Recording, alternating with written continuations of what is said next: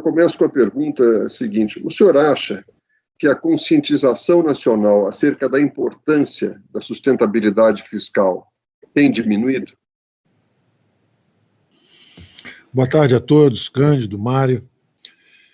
Eu acho que já existe uma consciência quanto à importância da sustentabilidade fiscal para a retomada de um crescimento sustentável.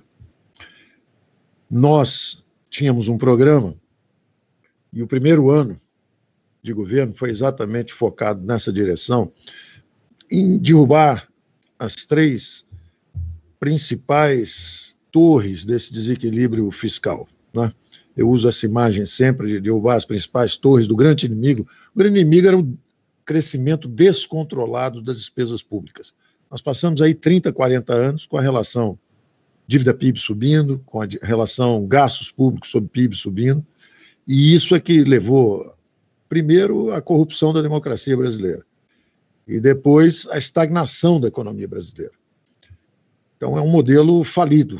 Esse excesso de intervencionismo nos levou a juros muito altos, impostos muito elevados, baixo crescimento, desemprego aberto, 30, 40 milhões de brasileiros sem carteira de trabalho, por sua vez não contribuem para a Previdência quebrando, e o primeiro e maior desses gastos, que nós chamávamos de incontroláveis, era justamente a Previdência. Eram 750 bilhões e subindo 60, 70 bilhões todo ano, exponencialmente.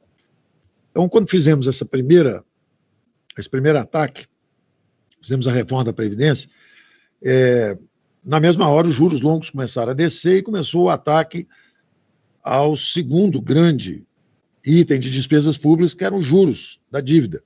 E eu sempre chamei a atenção disso, eram 100 bilhões de dólares de juros todo ano. O Brasil gastava na rolagem de sua dívida, despesas financeiras, praticamente a reconstrução de uma Europa todo ano, sem conseguir escapar da miséria. Isso era inaceitável. E isso se devia exatamente ao descontrole fiscal. Nós sempre usamos o freio monetário e a expansão descontrolada de gastos. Então, os juros lá em cima, endividamento em bola de neve. Nós quebramos essa mecânica de endividamento em bola de neve. As previsões iniciais é que nós levaríamos 4 anos para estabilizar, só estabilizaríamos a dívida pública, a relação dívida-PIB, no 4º ano, em 2022, e no primeiro ano nós derrubamos de 76,5% para 75,8%. Exatamente porque começamos a desalavancagem dos bancos públicos, né? Vendemos um pouco de reservas, fizemos algumas desestatizações, vendemos carteiras de ativos que tínhamos, e quebramos essa mecânica de endividamento. Os juros desceram fortemente. Esse ano esperamos gastar 130, 140 bilhões a menos do que no ano passado, com despesas de juros, e mudamos o regime fiscal, mudamos o policy mix. Em vez de o monetário apertado, freio monetário, e o fiscal frouxo, nós passamos agora por uma estabilidade no fiscal, uma mudança de regime fiscal, e, naturalmente, o juro de equilíbrio da economia desceu, o juro neutro, como nós chamamos, e mudamos para uma combinação de juros mais baixos e câmbio mais alto. Então, o nosso câmbio flutua num patamar mais elevado e os nossos juros flutuam num patamar bem mais baixo do que antes. Essa mudança de policy mix derrubou a segunda grande despesa. E a terceira grande despesa, nós estamos assistindo à luta no momento em que conversamos. O terceiro grande item de despesa exatamente é o funcionalismo público. Chegou a crescer 50% acima da inflação nos últimos 16, 17 anos. Os salários saíram completamente de linha com as contrapartidas no setor privado. Então, além de terem estabilidade no emprego, ficaram com salários bem mais altos, os integrantes do funcionalismo público. E o que nós pedimos exatamente agora é que façam uma contribuição ao país, que possamos justamente deixar muito claro que o regime fiscal continua forte, que o Brasil não vai voltar para o tempo de inflação alta, de juros altos, de endividamento em bola de neve e de baixíssimo crescimento. Nós não podemos voltar para esse período de uma armadilha de baixo crescimento e endividamento em bola de neve. Como é que nós vamos garantir isso? Se as despesas públicas desse ano forem percebidas pelo mercado como excepcionais, como extraordinárias, como temporárias, e não como despesas permanentes. Então, nós temos que garantir que o ano que vem Essas 3 grandes itens de despesas continuam sob controle. A Previdência está lá sob controle, nós tiramos 100 bilhões de aumento por ano que esses itens teriam. De juros, nós tiramos também 120 bilhões, de 120 a 130 bilhões por ano de despesas. E, finalmente, esse terceiro item, se nós conseguirmos que o presidente vete, como ele anunciou que faria, esse aumento de funcionalismo público, por esse ano e o ano que vem, são 18 meses, não é, à frente, 18, 20 meses à frente, se nós conseguirmos isso, está garantido que o ano que vem, despesas de previdências mais baixas, despesas de previdências crescendo menos, despesas de juros mais baixas e despesa de funcionalismo mantida como é desse ano, esse déficit extraordinário desse ano recua o ano que vem e nós continuamos, então, nessa trilha de equilíbrio fiscal. É evidente que há uma preocupação, é claro que se a economia entrasse em profunda depressão, tudo isso é reconfigurado. É evidente que nós estamos usando como cenário principal que o Brasil sofre esse golpe, desse meteoro que veio de fora, reage fulminantemente como reagimos, a grande verdade, há muitas críticas no Brasil, mas lá fora nós estamos sendo muito elogiados pela velocidade e intensidade de resposta.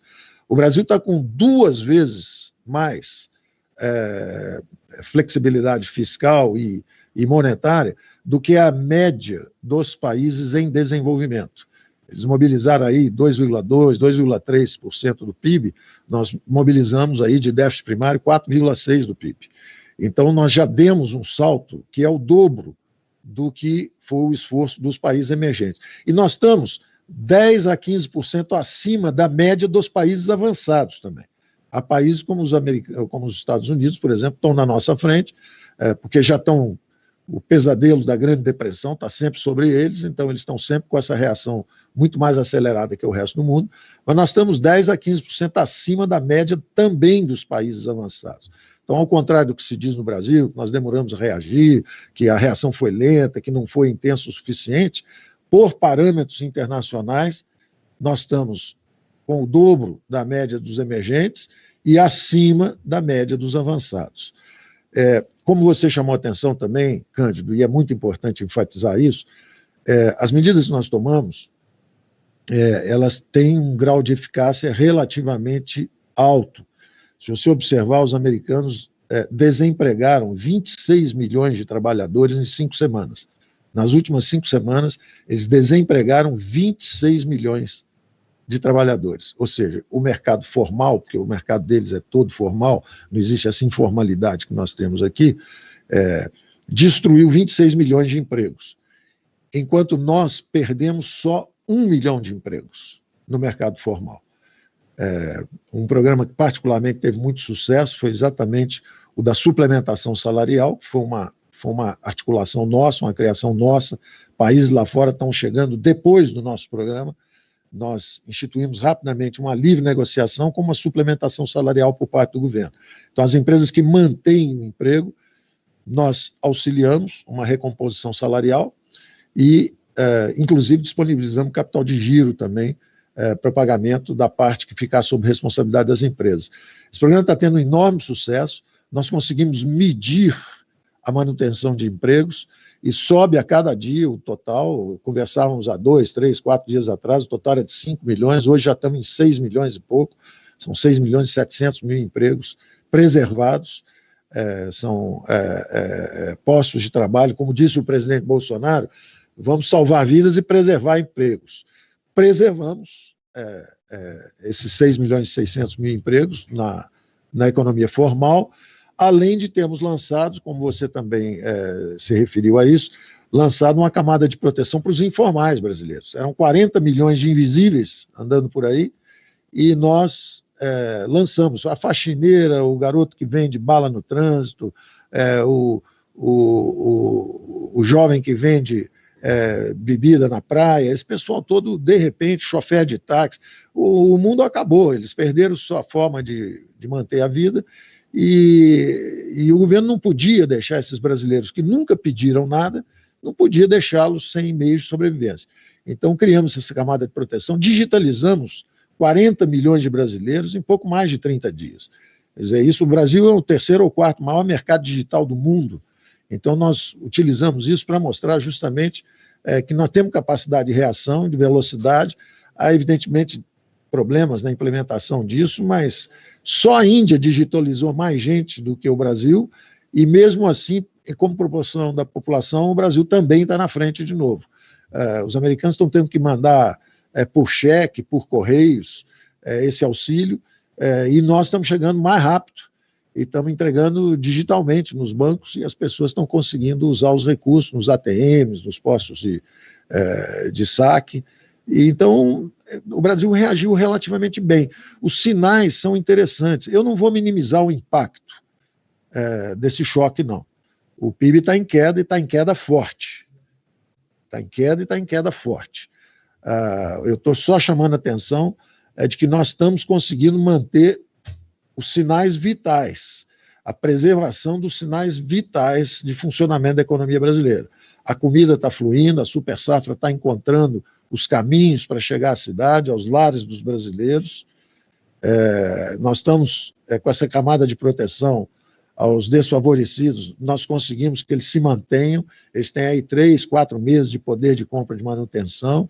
Nós antecipamos benefícios de pensionistas e aposentados, postergamos pagamento de impostos, recolhimento de FGTS, liberamos crédito em vasta intensidade, de forma a manter o capital de giro das empresas. Dividimos o mercado de crédito em 4 segmentos, o microcrédito aí com 15, 16 bilhões chegando, o crédito de média e pequena empresa, que vem aí mais uns 20 bilhões, as grandes companhias, você, Cândido, sabe, nós estamos reestruturando financeiramente as empresas que foram golpeadas, mas do ponto de vista principalmente dos mais robustos, as companhias mais robustas, nós não podemos dar subsídios justamente para essas companhias que têm recursos, são fortes. Então nós estamos dando soluções de mercado para que eles possam se reequilibrar financeiramente, e temos também o que ficou configurado como o crédito para folha de pagamentos, que é uma medida complementar a esse da suplementação de salários. São 40 bilhões de um lado e 52 bilhões de outro, quer dizer, são quase 100 bilhões de apoio para a manutenção dos empregos. As empresas que mantiverem os empregos recebem esse crédito de capital de giro de um lado, são 40 bilhões, e recebe de outro lado, o trabalhador recebe essa suplementação de salário também. Então, eu diria, os sinais são interessantes de preservação da saúde, e até agora a nossa hipótese de trabalho ainda é de uma saída em V. Ainda é de uma saída em V, a maior probabilidade. O Brasil está surpreendendo quando você vê uma economia flexível como a americana, despejar 26 milhões de trabalhadores nas ruas em 4, 5 semanas, e o Brasil preservar 6,5 milhões de empregos e amparar os 40, 50 milhões de informais que estavam por aí, e mais 30, 40 milhões de pobres, desfavorecidos também, como os do Bolsa Família, que também foram ajudados. Quando você percebe isso, você vê que a economia brasileira demonstrou uma enorme flexibilidade, preservou os sinais de vida, e nós ainda podemos sair em V. Ainda podemos. É ainda a hipótese mais provável. A menos provável é a da prolongada depressão.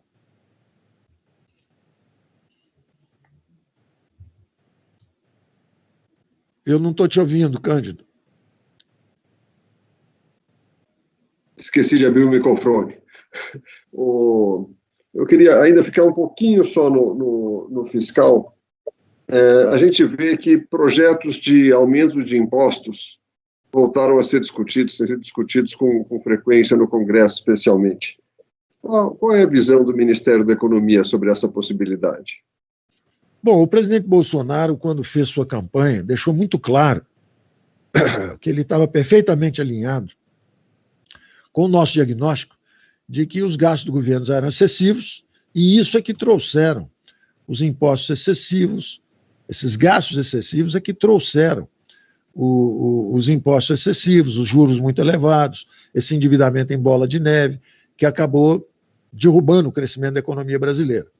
e mantendo a economia com juros muito altos, com o câmbio sobrevalorizado, e uma economia basicamente desindustrializada aceleradamente, quer dizer, o Brasil acelerou o processo de desindustrialização, que já estava em curso.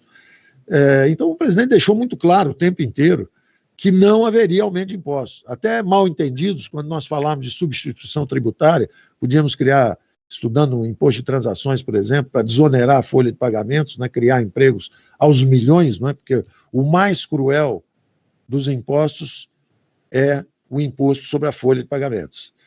É uma arma de destruição em massa de empregos.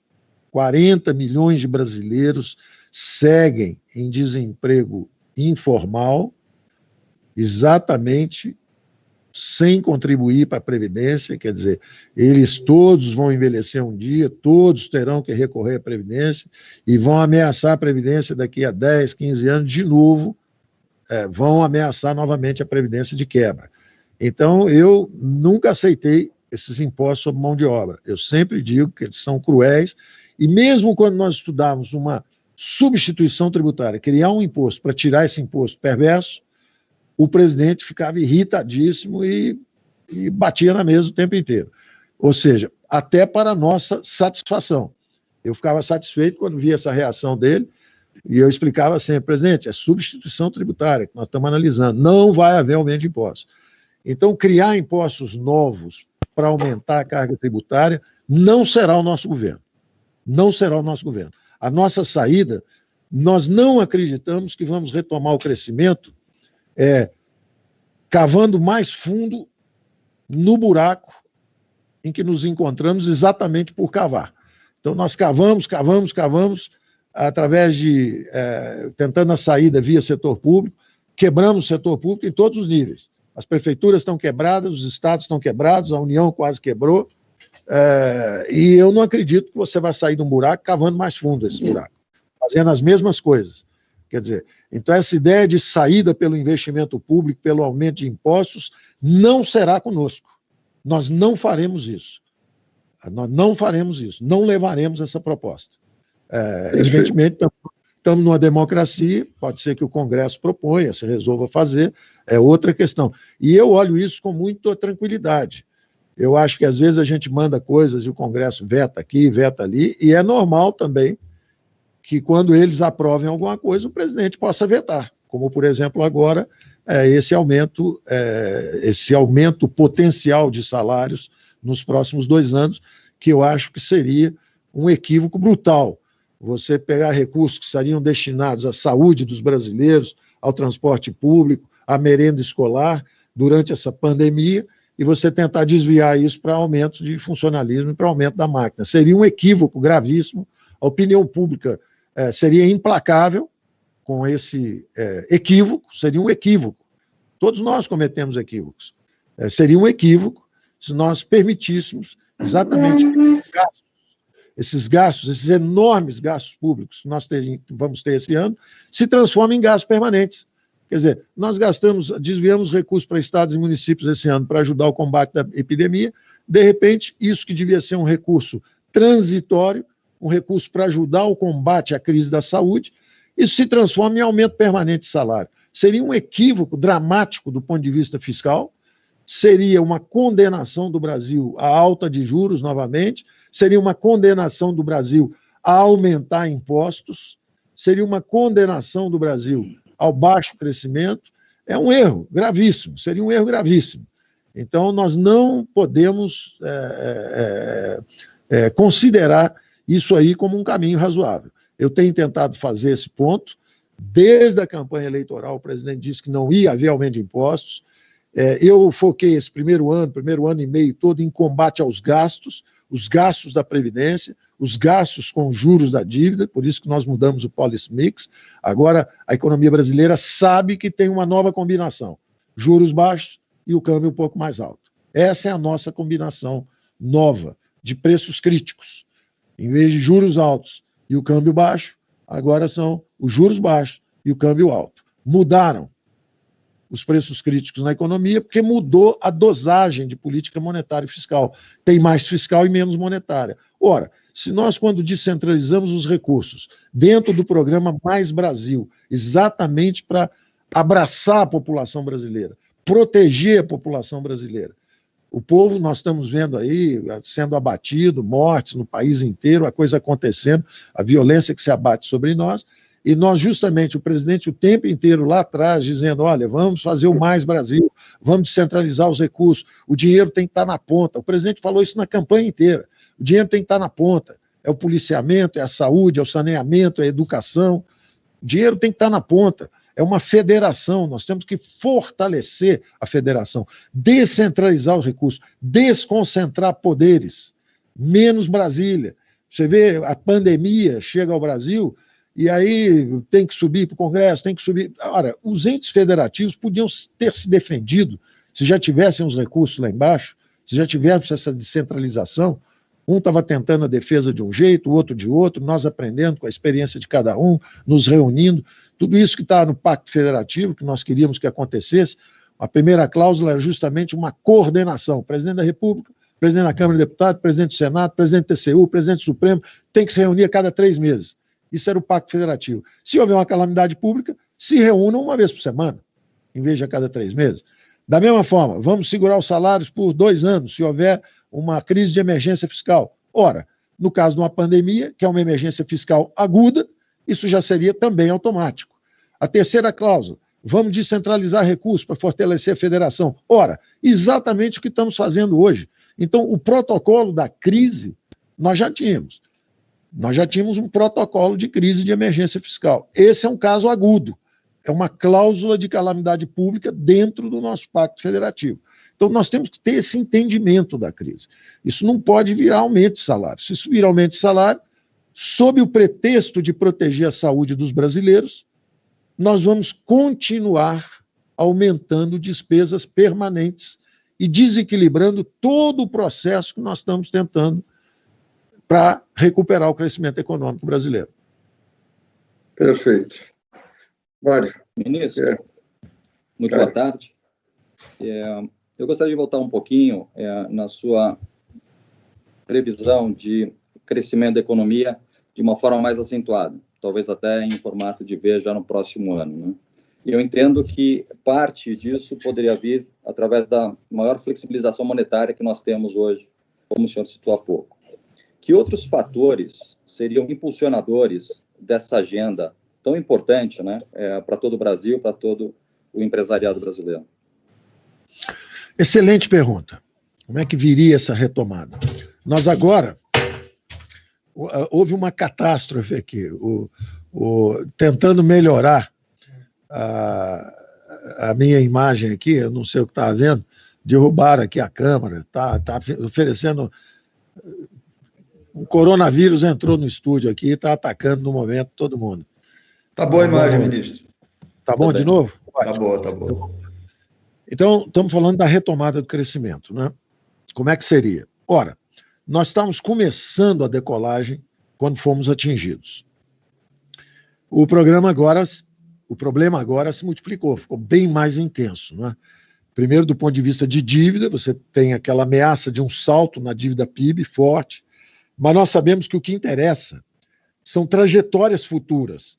O mercado pode perfeitamente absorver um salto, um V0, de repente, na dívida PIB, se ele perceber que a trajetória futura é de decréscimo dessa relação dívida-PIB. Então, se no primeiro ano nós conseguimos botar essa relação para baixo, nós continuamos comprometidos em botar essa relação para baixo. Houve um gasto excepcional esse ano que vem nós estamos derrubando essa relação de novo. Vamos continuar empurrando para baixo. Por isso é que é fundamental que o dinheiro da saúde não tenha sequer a possibilidade de virar aumento de salário para funcionalismo no ano que vem. Nós estamos pedindo essa contribuição ao funcionalismo público brasileiro. No momento em que milhões de brasileiros estão perdendo emprego, as empresas estão quebrando, estamos sendo atingidos por essa turbulência, nós estamos pedindo uma contribuição. Estamos pedindo que não peçam aumentos, que sejam suspensos apenas os aumentos. As promoções de carreira normais, seja nas carreiras civis, sejam na carreira militar, a promoção segue normal. Uma promoção não é um aumento generalizado de salários, é simplesmente uma promoção. O general se aposentou, o coronel virou general, o major virou coronel, sobe todo mundo, muda de cargo, mas não há um aumento geral de salários. E isso vale da mesma forma no setor civil. Alguém foi promovido dentro de uma empresa, ele tem um aumento de salário, mas não é um aumento para a empresa inteira. Foi um aumento por mérito para alguém que está fazendo a sua carreira. Então, esses aumentos funcionais, tudo bem. O que nós estamos pedindo é que não haja o aumento generalizado por 2 anos. Por esse ano, daqui até o fim do ano e o ano que vem. Então, se nós conseguirmos isso, como disse você muito bem, o primeiro elemento da retomada de crescimento são esses juros, que já desceram, e isso vai estimular simultaneamente o consumo e os investimentos. A demanda agregada começa a se expandir com força agora. Porque na hora que os juros caem, e os juros reais estão caindo também, os juros nominais e os juros reais estão descendo, na hora que isso acontece, você sabe que o consumo começa a subir e o investimento, o consumo das famílias e o investimento das empresas começa a subir. Então, é o caso clássico de uma recuperação cíclica induzida por essa mudança de política fiscal e monetária. Temos capacidade ociosa, ainda maior agora, com a pandemia. Essa capacidade ociosa está lá, esperando esse aquecimento de demanda. O aquecimento de demanda vem, a economia começa a arrancar. Por isso é que eu espero que seja em V, porque esse primeiro impacto já vem com os próprios juros descendo. O segundo impacto vem exatamente do que nós chamamos de o crowding in, dos investimentos em infraestrutura, em petróleo e gás, em setor elétrico, em saneamento, e isso vai depender basicamente de um componente que nós internamente estamos chamando de Pró-Brasil. Nós já estávamos, isso tudo já está mais ou menos desenhado, mas a turma ficou agora mais animada ainda do ponto de vista das possibilidades de estimular esses investimentos, exatamente porque nós estamos derrubando as despesas, controlando as despesas com funcionalismo, derrubando as despesas com juros, impedindo o crescimento acelerado das despesas com a Previdência, sobra um pouco mais de recursos para aumentarmos o investimento público. Mas o investimento público não consegue nos alavancar muito, porque hoje nós estamos investindo, o Brasil investia 25% do PIB quando ele crescia 7,5%. O Brasil, durante 2, 3 décadas, foi a economia de maior crescimento no mundo. Mais do que o Japão, mais do que a China, a Coreia do Sul, mais do que os Estados Unidos, a Alemanha, mais do que todo mundo. O Brasil realmente atraía capital do mundo inteiro, atraía gente do mundo inteiro. A primeira maior colônia de japoneses fora do Japão, segunda maior colônia de italianos fora da Itália, terceira maior colônia de alemães fora da Alemanha. O Brasil era uma bomba de sucção de recursos humanos, de recursos financeiros, capitais, do mundo inteiro. Depois nós fomos perdendo essa dinâmica, exatamente pela estatização da economia, pelo dirigismo. Quebraram a engrenagem de crescimento brasileira. Ela foi quebrada exatamente por esse excesso de intervenção do setor público sobre a economia. E aí, para pagar esse excesso de gastos, nós aumentamos impostos, aumentamos juros e nos perdemos da rota do crescimento. Daí o nosso programa se chamar O Caminho da Prosperidade. Nós estamos muito mais próximos da concepção da Thatcher, do Ronald Reagan, baixando impostos, reformando, privatizando. Estamos muito mais próximos do Ludwig Erhard, no caminho da prosperidade alemã. Nós estamos mais próximos do caminho de reconstrução da economia chilena, que passou a ser a economia mais vigorosa e a maior renda per capita da América Latina. Nós sabemos o caminho, nós sabemos a rota e nós vamos persistir nesse caminho. Agora, os investimentos públicos nós vamos aumentar, só que os investimentos públicos federais, por exemplo, são 0,6% do PIB, 0,6%. Se nós triplicarmos, nós vamos para 1,8% do PIB. Ou seja, a taxa de investimento do Brasil hoje é 15%. 1,8% do PIB é nada. É nada. Então, por mais ambiciosos que sejam nossos planos de aumentar os investimentos públicos, isso aí é mais ou menos equivalente a você se levantar pelos suspensórios. Puxa os seus suspensórios para cima e vê se você vai conseguir subir. Ou segura o seu cinto e puxa para cima e vê se você vai sair do chão. Não dá, realmente não dá. O Brasil, é muito claro que as empresas públicas brasileiras perderam a capacidade de investimento, foram aparelhadas politicamente, se perderam. Se você pegar as empresas de saneamento, por exemplo, você vai ver que houve um enorme aumento das taxas de serviços, de água, de saneamento, de esgoto, aumentaram. Mas aí você vai ver que tudo isso virou aumento de salário, porque os investimentos de saneamento caíram. Ao longo dos últimos 10, 15 anos, os investimentos caem. Então, eles hoje aumentam as taxas de prestação de serviço, mas não conseguem entregar.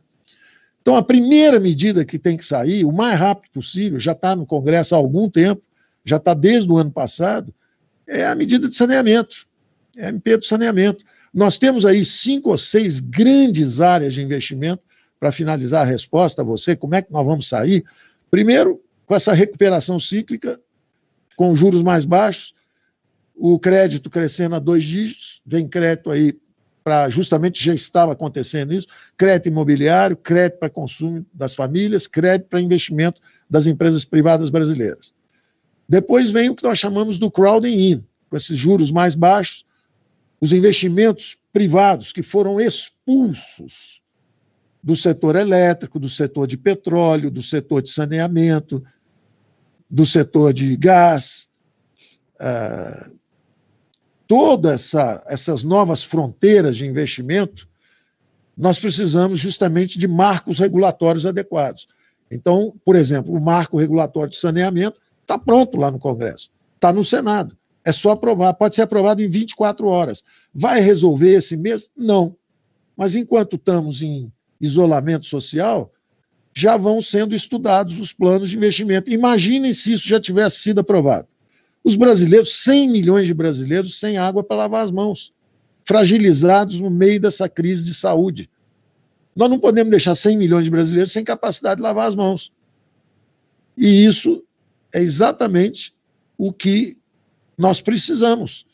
Se o marco de saneamento for aprovado, nós vamos disparar aí 100 bilhões de investimento ao longo dos próximos 1, 2, 3 anos na área de saneamento. A mesma coisa, por exemplo, na área de petróleo e gás. O marco regulatório do novo mercado de gás está pronto. Era o choque da energia barata, está pronto. Nós vamos reindustrializar o Brasil em cima de energia barata. Está pronto. Está pronto. Vamos aprovar esse marco regulatório. A mesma coisa, tem uma emenda lá do senador Serra que permite que você escolha usar partilha ou concessão para fazer o marco regulatório do petróleo. Quando nós decidimos ficar só na partilha, o ano passado, o que aconteceu é que na hora da venda do petróleo, do pré-sal, 17 maiores petroleiras do mundo não compareceram, foram embora. Por quê? O marco regulatório é inadequado. É um marco regulatório obsoleto, propício à corrupção, ineficiente, disfuncional. Então nós temos que mudar isso. E isso está lá no Congresso também. Então, eu acho que o Brasil vai surpreender o mundo. Eu acho que o Congresso é um Congresso que quer fazer reformas, nos deu apoio ano passado, fizemos reformas importantes, fizemos a sessão onerosa à época, que foi o início do programa do Pacto Federativo, essa onda inicial de centralização dos recursos. A PEC do Pacto já estava pronta no Congresso também, com muito apoio do Congresso, o presidente Davi Alcolumbre apoiando, o relator Márcio Bittar, da PEC, do Pacto Federativo, o senador e relator também, Otto Alencar, na PEC dos fundos, senador Uriel Visto, na versão emergencial da PEC, que já tinha esse gatilho de salários para o funcionalismo público. Quer dizer, estava tudo pronto. Nós íamos entrar com a reforma administrativa na Câmara e nós entraríamos com a tributária na comissão mista de Câmara e Senado. Então, quando chegou a crise, nós mudamos de um programa de reformas estruturais para medidas emergenciais. Continuamos disparando essas medidas emergenciais. Mas a retomada virá quando dispararmos uma nova onda de investimentos. E isso vem em todos esses setores que eu estou mencionando. Saneamento, já. Temos que aprovar já. O petróleo e gás natural, está pronto lá também, o marco regulatório, pronto. É só trabalhar e tocar. O do petróleo, tem uma emenda do senador Serra lá que nos permite trocar de canal. Queremos fazer no sistema de partilha, fazemos. Mas se quisermos fazer concessão, podemos fazer também. Então, basta trocar o canal e fazer... Vamos experimentar fazer concessão, virão bilhões de dólares e as maiores petroleiras também. Ah, mas o petróleo está barato agora. Ótimo. Então, enquanto o petróleo está barato, nós vamos retomando o crescimento em cima do petróleo barato e da energia barata. Agora, já vamos fazendo o marco regulatório adequado, vamos fazendo os leilões, vai haver uma enorme motivação para começar isso agora, porque cedo ou tarde o mundo se reaquece, essa pandemia, a pandemia tem início, meio e fim. Ela já teve o início, ela está no meio e ela vai ter fim. E quando ela tiver fim, nós vamos retomar o crescimento. Nós vamos atravessar as duas ondas. Nós vamos atravessar essa onda de saúde duríssima, grave, que está se abatendo sobre nós. O presidente é sempre atacado quando ele chama a atenção do outro aspecto, que é o aspecto da onda, da segunda onda, da onda da economia. Ela está se agravando, quer dizer, é importante nós mantermos equilíbrio. Eu vi o prefeito de Curitiba outro dia usar uma imagem bonita, forte, poética, porém forte e bonita. Um pássaro precisa das duas asas para voar. O Brasil precisa das duas asas. O Brasil precisa da saúde e da economia. Se não cuidar da saúde, a economia é atingida. Se não cuidar da economia, a saúde é agravada. Então, nós vamos precisar das duas asas para o Brasil voar de novo. E o presidente tem chamado a atenção para a segunda.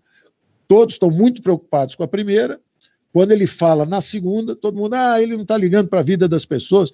É evidente que o presidente está preocupado com a vida das pessoas. Desde o início, conversa nossa era sempre, nenhum brasileiro pode ficar para trás, vamos proteger as pessoas, primeiro os recursos para os mais idosos, fizemos as antecipações de benefícios de aposentados e pensionistas, muito antes de ter qualquer espaço constitucional para agir. Foi antes da PEC de guerra, foi ainda no espaço infraconstitucional. E nós já estávamos preocupados com a saúde e lançando camadas de proteção. Botamos 1.200.000 famílias no Bolsa Família. Então, isso tudo o presidente conversando conosco manifestava a preocupação com isso. Agora, como líder do país, ele também não queria deixar uma população em pânico, dizendo, olha, todo mundo fica em casa. Então, ele minimizava. Não, peraí, isso aí é uma gripe mais forte, peraí. Ora, tem que ter um equilíbrio entre essas duas visões. Tem uma turma que fala só na saúde e o presidente chamando a atenção do lado da economia, do outro lado. E a virtude está aí no meio. Nós temos que prestar atenção nas duas dimensões, que é o que essa imagem do pássaro sugere. Nós, para voar, não vamos precisar bater as duas asas. Enquanto nós não resolvemos o problema da saúde, essa asa vai estar ferida e nós não conseguimos decolar. Por outro lado, se nós deixarmos os cuidados só com a saúde destruírem a economia brasileira, os sinais vitais da economia brasileira, nós também não vamos voar. Nós vamos ter em L, uma depressão em L. O PIB cai, fica lá embaixo, agrava todos os problemas sociais.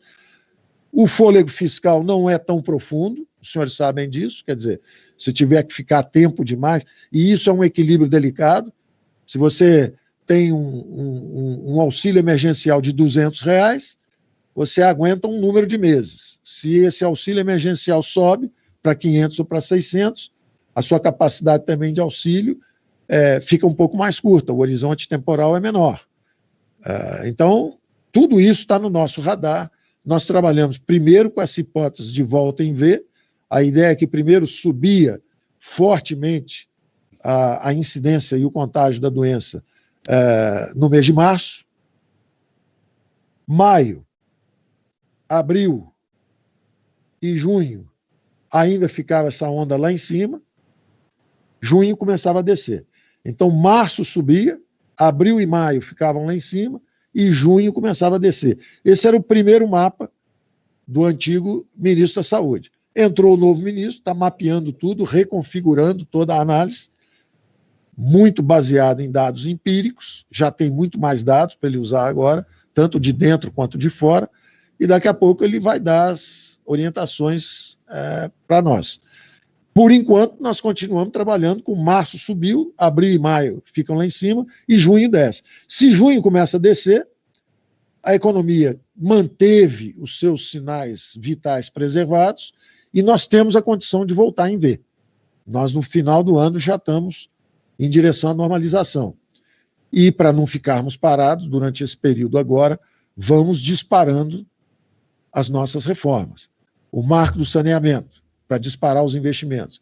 O marco do gás natural e do petróleo. A emenda do Serra, para abrir o horizonte das petroleiras, dos investimentos de petróleo, e o marco de gás natural, que também já está lá no Congresso. Vamos fazer infraestrutura. Vamos fazer infraestrutura. Então, todas as concessões, a PPI, privatizações, vamos trabalhar as privatizações. No primeiro ano, nós estávamos interessados e fizemos vendas de empresas que já haviam sido privatizadas, e nós tínhamos em vários órgãos estatais, na Caixa Econômica, no BNDES, no próprio Tesouro, participação em várias estatais, Petrobras, IRB, tinha uma série de participações estatais. Começamos a vender isso, enquanto mapeávamos o setor estatal para ver as privatizações. Agora vamos fazer 4, 5 grandes privatizações. Em vez de insistir com 50, são 170 empresas, 159 empresas, incluindo as subsidiárias, nós vamos a quase 800 empresas. Vamos pegar aí 3 ou 4 grandes, além das subsidiárias, e vamos, no segundo semestre, se a recuperação for em V, os mercados começam a voltar, e nós pegamos essa volta dos mercados e aceleramos as privatizações.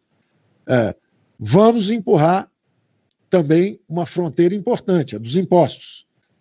Não há retomada sem uma configuração clara dos impostos.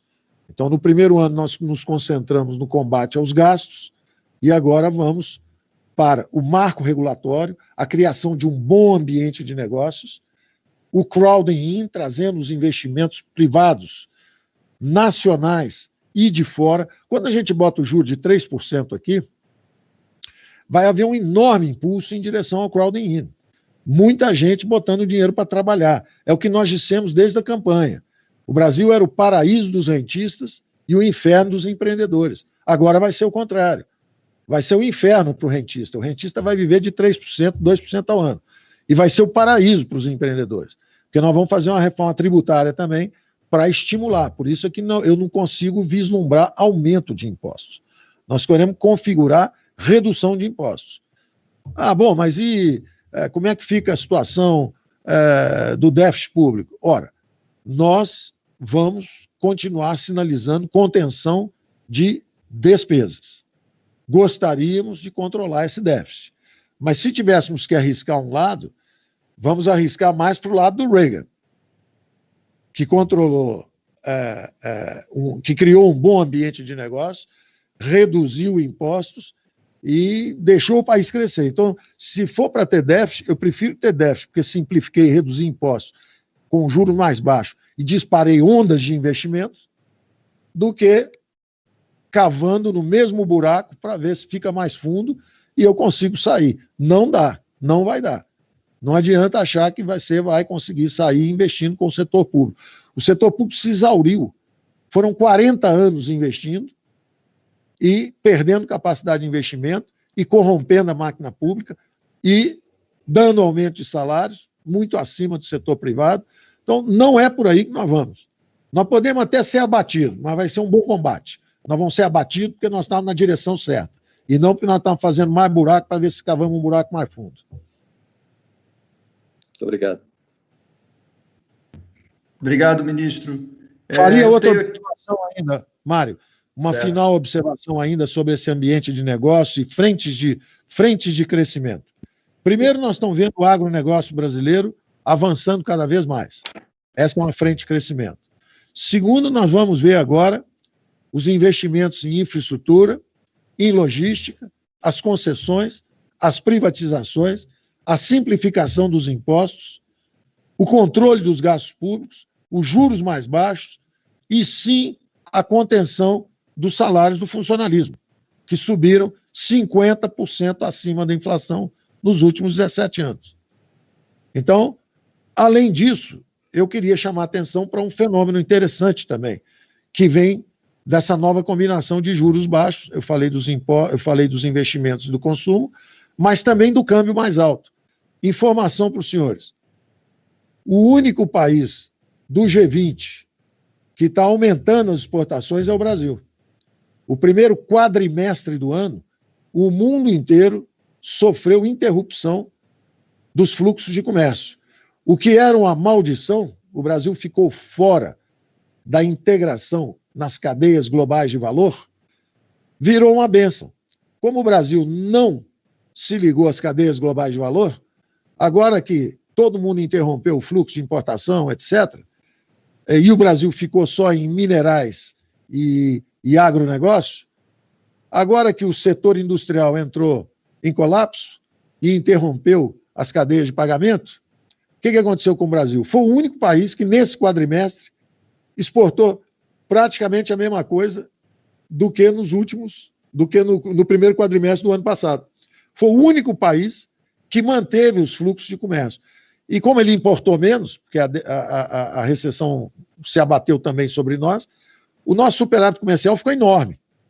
Então, do ponto de vista de comércio internacional, é interessante porque o novo eixo asiático, quer dizer, China, Ásia em geral, né, da Índia, da China, Vietnã, Coreia, as exportações subiram, para a China, particularmente, subiram 25%, 27%. Então, hoje, nós exportamos mais para a China do que para Estados Unidos, Europa e Argentina juntas. Então, o que acontece? Como a China tem que continuar comprando comida, não é? Com coronavírus ou sem coronavírus, o chinês precisa se alimentar, a verdade é que as exportações brasileiras estão subindo para a China em tal velocidade que mais do que compensaram as perdas nos outros mercados. Então, do ponto de vista de setor externo, e normalmente, quando se previa uma queda de 6% do PIB no Brasil, as primeiras estimativas falavam em 6%, dizia sempre o seguinte: 2% vem do choque externo e 4% justamente do efeito sobre a dimensão de saúde, propriamente. O distanciamento social, a interrupção das cadeias dos pagamentos locais, etc. Então, esses 2% que vieram de fora, não vieram. No primeiro quadrimestre, não vieram. Não veio nenhum vento negativo de fora. Veio para algum setor, mas foi compensado pelo outro. Então, do ponto de vista das exportações como um todo, o choque não chegou. Agora, evidentemente, o de dentro colapsou. E isso foi o que aconteceu, inclusive, ontem, numa cena também bastante explorada politicamente, né? Há analistas cada vez menos confiáveis, né? Tem um analista dizendo assim: o ministro Paulo Guedes chamou os empresários para conversar com o presidente, porque ele estava fraco, ele chamou os empresários para conversar com o presidente e tentar ganhar uma força com o presidente. Resultado: eu fui chamado, essa reunião foi marcada exatamente porque são grupos de industriais que eu encontro regularmente. Uma vez a cada 2 meses eu estou com todos esses grupos. Eu tenho grupo de bancos que eu converso, eu tenho grupo de industriais que eu converso, grupo de comércio que eu converso, grupo de construção civil que eu converso. Então, eu normalmente estou com eles. E eles vieram trazer uma novidade ao presidente. Eu não chamei ninguém, ao contrário, eu fui chamado. Eles pediram a reunião, o presidente foi chamado, eu fui chamado, e eles vieram nos trazer exatamente um quadro preocupante. Eles diziam o seguinte: olha, como diz o ministro, nós estamos preservando os sinais vitais da economia brasileira. Particularmente um deles, de aciaria, que é o Marco Polo, me disse: olha, o ministro sempre me pergunta, você consegue ligar o autofone de novo e você volta a operar em quanto tempo? E ele sempre falava: olha, por enquanto, se me falar hoje, liga o autofone, em 40 dias está saindo aço de novo, vai começar a sair aço de novo. E ele veio nos avisar justamente o seguinte: olha, se ficar mais 30, 40, 50 dias, vai mudar o quadro. Aí o dia que vocês me chamarem e eu ligar o autofone, só 8 meses, 9 meses, 1 ano depois é que o aço começa a sair. Então eles queriam fazer justamente uma notícia boa e uma notícia ruim. A notícia boa é que os sinais vitais estão pulsando. O Brasil ainda pode fazer uma recuperação em V. Está tudo funcionando. Nós estamos como um urso hibernando durante o inverno numa caverna. Nós baixamos simplesmente o consumo de energia, mas está tudo funcionando. Está tudo funcionando, o coração está batendo, o sangue está circulando, quer dizer, a alimentação, o mercado agrícola, a super safra está fluindo, as estradas estão abertas, os produtos estão chegando na casa das pessoas, elas vão aos supermercados e encontram, então os supermercados estão funcionando também, as farmácias estão funcionando, tem muita coisa funcionando, os sinais vitais de preservação da vida econômica estão mantidos. Então eles vieram trazer primeiro a boa notícia, olha, está tudo funcionando. Nós temos capacidade de fazer a recuperação em V. Agora, queremos dar um alerta. O fôlego está começando a escassear. 40 dias, 50 dias, até foi uma notícia interessante, porque nós, quando lançamos a camada de proteção para os desassistidos, para os mais frágeis, o auxílio emergencial, a nossa preocupação era essa, temos que jogar recurso suficiente para aguentar 1 mês, 2 meses, 3 meses, 4 meses, um tempo que seja suficiente para todo mundo conseguir se alimentar. E aí, quando eu mencionei justamente o problema da Venezuela, não estava fazendo pressão, era uma conversa completamente serena, entendeu? Há muita exploração de que o ministro usou uma ameaça de Venezuela, não é nada disso. Eu estava dizendo, olha, o grande risco é que, como nós lançamos a camada de proteção e os recursos estão girando aí 2, 3, 4 meses, se a economia der sinais de descontinuidade, todo mundo vai ter o dinheiro. Mas as prateleiras podem ficar vazias. E essa aqui é uma situação, por exemplo, da Venezuela. Todo mundo tem dinheiro, tem uma hiperinflação, está todo mundo com dinheiro correndo de um lado para o outro, só que as prateleiras estão vazias. Então, foi nesse sentido técnico que eu me referi à Venezuela. Não tinha nada de político. É um sentido técnico, dizendo o seguinte, olha, não basta você dar dinheiro para as pessoas.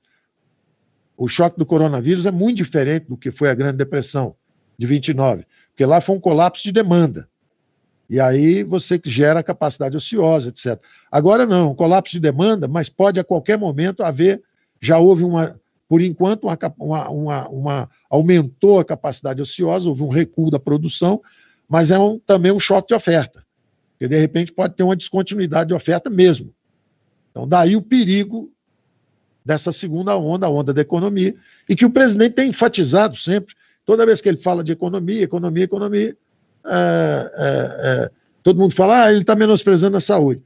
É claro que ele está dando uma ênfase agora muito maior para a economia, e a ênfase da saúde foi dada nos primeiros 2 meses, estamos indo para o 3º mês, pelo ministro da Saúde anterior, que falava sempre nisso, olha, saúde, saúde, saúde, todo mundo seguiu os protocolos dele no início, e agora tem uma onda grande também se aproximando, e pode realmente ser mais profunda ainda do que a primeira. A gente não sabe ainda nada disso, né? São organismos vivos, né? O brasileiro está em luta orgânica contra o vírus e vai começar agora a luta contra o colapso econômico. E essa aqui é um equilíbrio difícil, e eu gosto muito da imagem do pássaro ferido que